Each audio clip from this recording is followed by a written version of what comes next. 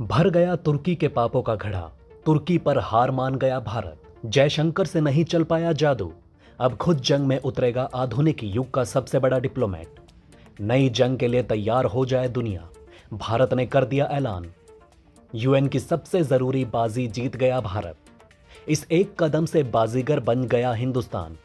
लगा दिए सबके होश ठिकाने। भारत ने किया तुर्की का घेराव। दम तोड़ने पर मजबूर हुआ तुर्की। मोदी ने चली ऐसी चाल, अब खुद वीटो दिलाएगा तुर्की। दोस्तों, आज के समय में भारत से उलझना किसी भी देश को भारी पड़ सकता है। कुछ देश ऐसे हैं जिन्हें जरा सा मौका मिला नहीं कि वो भारत के खिलाफ जहर उगलने लग जाते हैं। और अगर कश्मीर के मुद्दे पर बोलना हो तो क्या ही कहने। पाकिस्तान के अलावा भी कई ऐसे देश हैं जो बेवजह कश्मीर का मुद्दा उठाकर भारत को उकसाते रहते हैं, जिसमें सबसे आगे तुर्की रहता है। ऐसे देशों को भारत कूटनीतिक स्तर पर तो कई बार पटखनी दे चुका है, लेकिन फिर भी वो अपनी आदतों से बाज नहीं आते। लेकिन आज तुर्की भारत को गड्ढे में गिराते गिराते इतनी गहरी खाई में गिर गया कि उसका उभरना अब संभव नहीं है। जी हां दोस्तों, यही पाकिस्तान, चीन और तुर्की वो कुत्ते हैं जो बिना मतलब के भारत को घेरने का प्लान बनाते रहते हैं। लेकिन भारत तो ठहरा इन सब का बाप। अब एक सेकुलर और धर्मप्राण देश होते हुए भी भारत तुर्की के आंखों में हिंदुओं की वजह से चढ़ा है। ये लोग भारत को हिंदू राष्ट्र मानकर विरोध करते हैं, जैसे इनके यहाँ के लोग भारत के लोगों से अच्छा जीवन जी रहे हैं। तुर्की ने भारत के ऊपर कई आरोप लगाए, लेकिन उन आरोपों का कीचड़ जाकर उसी के मुंह पर गिरा। ये देश बेमतलब ही भारत को अपना दुश्मन मानने लगे हैं। लेकिन अब तुर्की का घड़ा भर चुका है। प्रधानमंत्री मोदी और विदेश मंत्री एस जयशंकर हार मान चुके हैं। ऐसे में इन देशों की जुबान पर लगाम लगाने के लिए समय समय पर डोज देना आवश्यक हो जाता है। ऐसे में अब भारत ने एक देश के सहारे तुर्की को सबक सिखाना तय किया है। भारत का ये एक ही सबक तुर्की के सभी पापों को बराबरी का दंड देगा। इस वीडियो में हम जानेंगे कि कैसे जयशंकर के हार मान लेने के बाद अब मैदान में खुद आधुनिक दुनिया के सबसे बड़े डिप्लोमेट नरेंद्र मोदी जी खुद मैदान पर उतर चुके हैं। आज भारत ने जो फैसला लिया है, उससे एक नई और भीषण जंग की शुरुआत होने जा रही है। इस जंग का विजेता तय है और वो है भारत। ग्रीस के बहाने भारत पाकिस्तान के दोस्त तुर्की को करारा जवाब दे रहा है। इतना करारा जवाब दे रहा है कि गली के कुत्ते की तरह मार खाने के बाद ये देश अब भारत का पीछा तो छोड़ ही देगा, साथ ही इस देश का अस्तित्व खत्म हो जाएगा। भारत से पंगा लेने के बाद अब तुर्की अफगानिस्तान जैसा वीरान और तबाह होने वाला है। लेकिन भारत ने जिस तरह एक तीर से कई निशाने किए हैं, वो देखने लायक है। एक तरफ यूएन में मिली बड़ी जीत, तो दूसरी तरफ पाकिस्तान, तुर्की और चीन की जोड़ी तुड़वाकर चीन को कमजोर करना, और तीसरा पाकिस्तान का सबसे बड़ा सहयोगी खत्म करना, और चौथा सबसे बड़ा तुर्की का नामो निशान मिटाना। ये सारे निशाने एकदम सटीक लगे हैं। गुर्बत के दिनों में तुर्की हमेशा पाकिस्तान के साथ खड़ा रहा। कश्मीर मसले पर भी तुर्की ने भारत का विरोध कर पाकिस्तान का साथ दिया था। इसके अलावा नुपुर शर्मा कांड में भी तुर्की पाकिस्तान की भाषा बोल रहा था। यह सब भुलाकर भारत ने तुर्की के लिए ऑपरेशन दोस्त चलाया। इस दौरान भारत की एनडीआरएफ टीम ने दिन रात राहत बचाव कार्य किया। भारत ने रसद सामग्री भी भिजवाई। जब एनडीआरएफ की टीम भारत वापस लौट रही थी तो तुर्की के लोगों ने तालियां बजाकर उनको विदा किया। लेकिन यह देश अपनी जनता की भावना के खिलाफ काम कर रहा है। भारत ने दोस्ती के लिए इतना सब करके देख लिया, लेकिन कुछ ना हो पाया। अब सही में तुर्की के पाप का घड़ा भर चुका है। इसलिए खुद नरेंद्र मोदी जी ने अब कमान संभाल ली है। आइए भारत के कदम के बारे में पहले जान लेते हैं। दरअसल ग्रीस ही वो देश है जिसका नाम लेते ही तुर्की को मिर्च लग जाती है।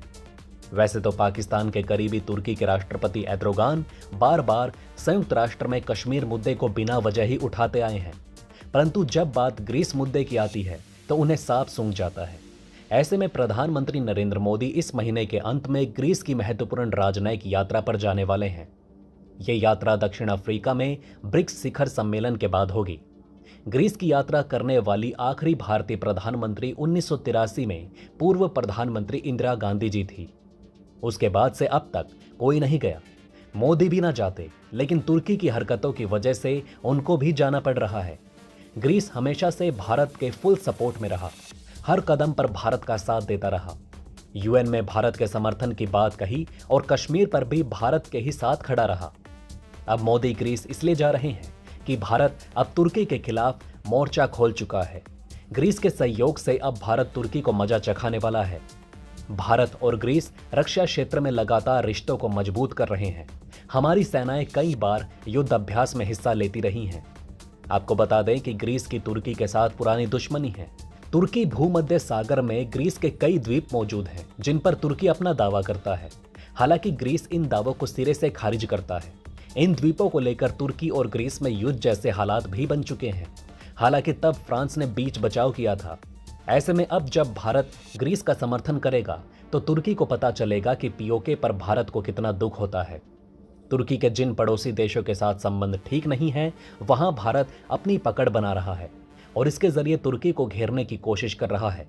अब जिस तरह तुर्की पाकिस्तान को हथियारों का सहयोग देता है, उसी तरह भारत उसके पड़ोसियों को हथियार देगा। तुर्की के संबंध अजरबैजान के साथ अच्छे हैं, वहीं अजरबैजान का आर्मेनिया दुश्मन है और दोनों देशों के बीच टकराव की स्थिति बनी रहती है। दूसरी ओर भारत के आर्मेनिया के साथ संबंध अच्छे हैं। भारत ने आर्मेनिया के साथ स्वदेशी निर्मित पिनाका मिसाइल और अन्य रक्षा उपकरणों की आपूर्ति का सौदा किया। अगला देश है साइप्रस, जिसके साथ भी तुर्की के संबंध अच्छे नहीं। तुर्की के कट्टर दुश्मनों में से एक है साइप्रस। 1974 में तुर्की ने साइप्रस पर आक्रमण किया था।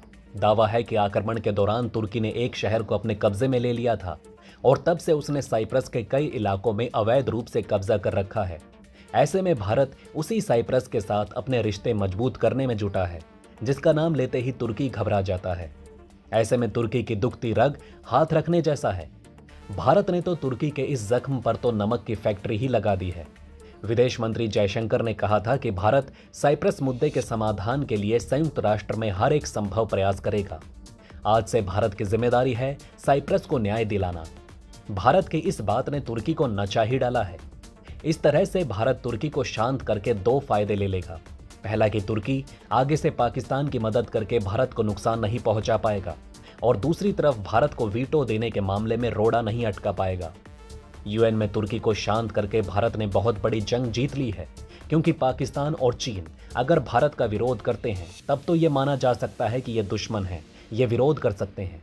लेकिन सीधे सीधे तुर्की तो कोई दुश्मन है भी नहीं और यूएन में आवाज उठाने के काबिल भी है। इसीलिए तुर्की की आवाज भारत के लिए बहुत बड़ा खतरा थी। एक पुरानी कहावत है कि दुश्मन का दुश्मन दोस्त होता है। भारत की विदेश नीति भी अब उसी राह पर चलती नजर आ रही है। मोदी सरकार ने हाल ही में कई ऐसे देशों के साथ रक्षा समझौते किए जिनकी भारत के दुश्मनों के साथ दुश्मनी है। इन देशों के नाम है फिलीपींस, वियतनाम और आर्मेनिया, और अब ग्रीस और साइप्रस जैसे नाम भी इसमें जुड़ने वाले हैं। तो दोस्तों, आप हमें कमेंट सेक्शन में बताएं कि क्या ये बातें आपको पहले से पता थी। अगर नहीं तो इनमें से कौन सी बात आपको सबसे ज़्यादा इंटरेस्टिंग लगी, और कमेंट बॉक्स में जय हिंद लिखना ना भूलिएगा। इसी के साथ दोस्तों, मैं मिलता हूँ आपसे ऐसे ही किसी अगली वीडियो में। तब तक के लिए बने रहें हमारे चैनल पर। जय हिंद, जय भारत।